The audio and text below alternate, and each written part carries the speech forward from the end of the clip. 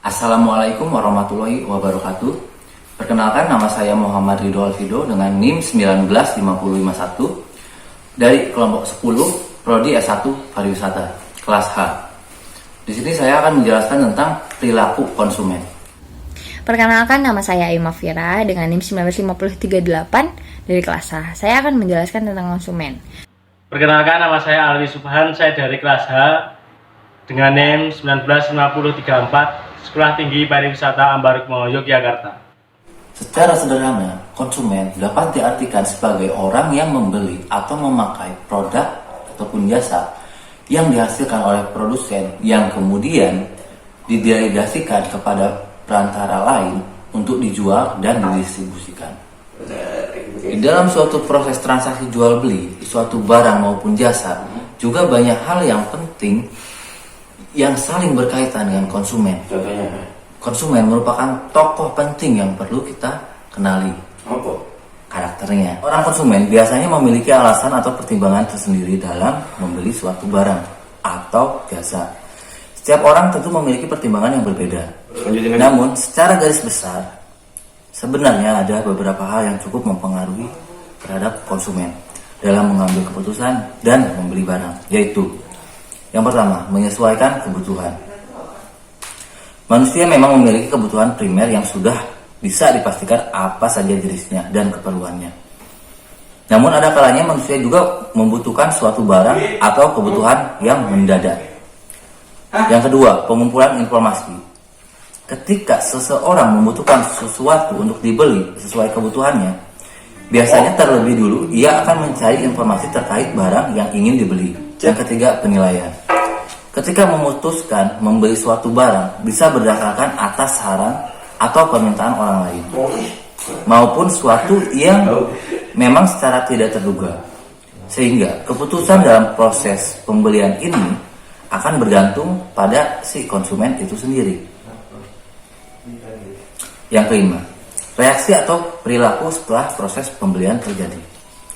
Biasanya, setelah membeli suatu barang, orang akan memiliki penilaian tersendiri. Ada yang merasa puas ataupun sebaliknya. Sehingga sebagai penjual, memang ada baiknya menjual produk atau barang yang memang antara kualitas dan harganya yang seimbang.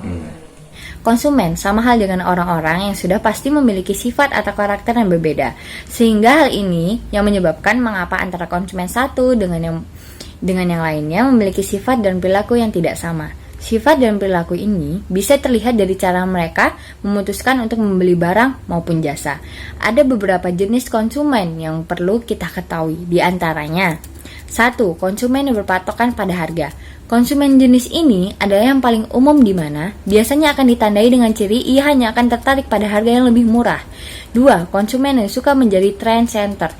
Tren dalam kehidupan memang silih berganti, entah itu dalam hal teknologi, fashion, maupun yang lainnya. Akan berganti sesuai dengan zaman atau selera masyarakat. Jenis konsumen ada yang cenderung ingin menjadi trend center, selalu berusaha membeli barang apapun yang merupakan keluaran terbaru, sehingga ia akan menjadi kebanggaan tersendiri karena nantinya akan dijadikan sebagai role model atau trend center bagi orang lain. 3. Konsumen yang lebih memilih menjadi followers.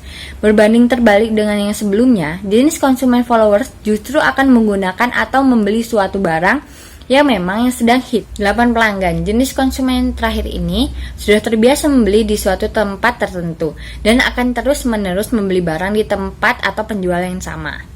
Di sini saya akan menjelaskan tentang faktor yang mempengaruhi perilaku konsumen. Pertimbangan dalam membeli barang memang berbeda pada setiap orangnya. Namun ada beberapa faktor umum yang mendasari sekaligus menjadi pengaruh besar terhadap perilaku konsumen ketika membeli suatu. Di antaranya yaitu yang pertama, faktor kebutuhan. Faktor pertama yang mempengaruhi terhadap perilaku konsumen dalam membeli suatu barang adalah kebutuhan. Ia akan membeli barang yang memang sangat dibutuhkan oleh orang itu. Terlepas itu kebutuhan primer, rutin, maupun kebutuhan yang tidak terduga. Yang nomor 2 adalah faktor lingkungan. Lingkungan juga cukup berpengaruh karena tidak sedikit seorang akan mengubah gaya hidup kebutuhannya akibat terpengaruh oleh lingkungan. Jadi lingkungan dapat mengaruhi faktor kebutuhan seseorang. Yang nomor 3 adalah faktor kualitas produk. Tidak sedikit juga konsumen yang memutuskan membeli suatu barang karena kualitas produknya. Konsumen akan memilih kualitas yang baik dan akan mengambil barang yang baik sehingga kebutuhannya akan terganti menjadi barang yang baik.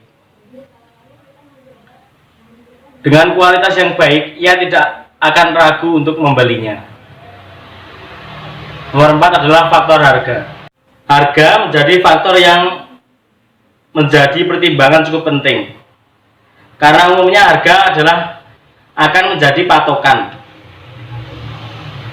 Dan harga cukup berpengaruh bagi konsumen ketika akan membeli sesuatu. Nomor 5 adalah faktor promosi. Promosi atau iklan tidak bisa dipungkiri jika mampu menghipnotis konsumen. Tak heran jika banyak produk yang berusaha memaksimalkan promosi demi mendapatkan atau menjaring banyak konsumen. Contoh perilaku konsumen. Sebenarnya banyak sekali contoh perilaku konsumen, namun sebagai contoh sederhananya adalah ketika masyarakat ingin membeli buah, antara buah impor atau buah lokal. Tidak jarang masyarakat memilih buah yang impor daripada buah yang lokal. Alasannya cukup sederhana, yaitu harganya yang murah. Harga murah memang selalu berhasil menarik konsumen. Namun sebenarnya ada alasan mengapa harga buah lokal lebih mahal daripada buah impor.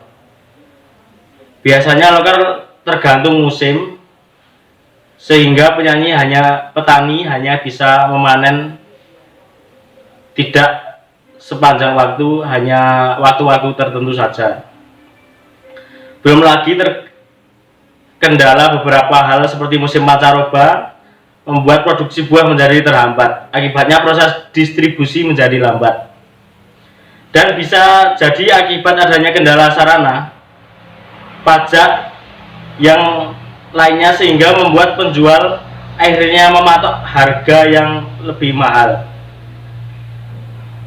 Lain halnya dengan buah impor, di mana biasanya proses distribusinya secara besar-besaran, sedangkan biaya cukainya cukup rendah.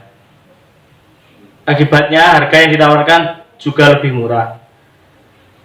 Namun meski begitu, sebagai konsumen yang smart harus tetap jeli dalam memperhatikan kualitas. Jangan selalu menjadi harga murah sebagai patokan.